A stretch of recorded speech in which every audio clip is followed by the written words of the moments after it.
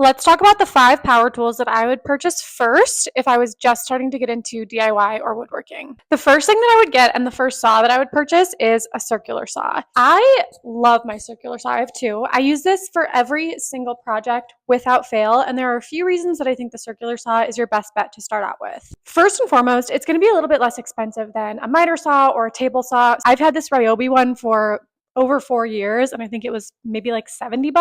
The second reason is that I think the circular saw is super versatile. You can cut something like a big sheet of plywood down vertically with your circular saw.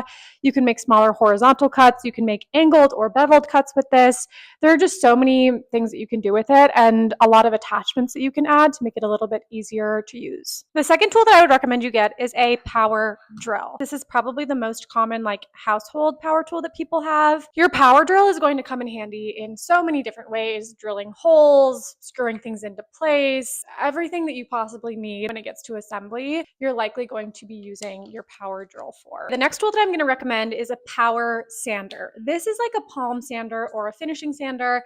It's got that square base. Having a power sander like this is going to level up your finishing game, or if you want to get into making things out of hardwood like cutting boards, so on and so forth, you're definitely going to want to have a power sander.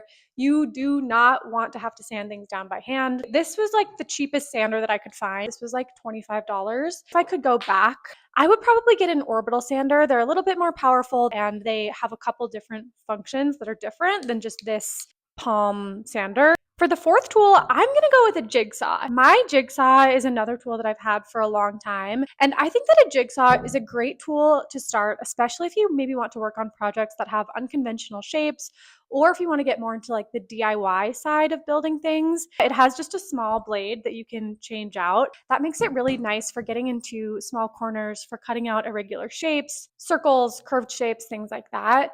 Overall, really good versatile tool, and you can use this in a lot of different ways. Last but certainly not least is the router. This is a palm router or a hand router. I love using this tool. I think that the router can be a little bit intimidating, but it allows you to level up your finish work and to start to do some things with like unique joinery styles, building things like sliding doors that don't require any hardware. I've used my router for everything from finishing the edges on cutting boards to cutting grooves for like a fluted design in a dresser front. And I just think there are so many different ways that you can use your router. And those are the 5 power tools that I would recommend you buy first if you're wanting to get into DIY and woodworking. Let me know in the comments if there are any tools that I missed that you think should go on this list, and follow for more woodworking and DIY tips. Bye!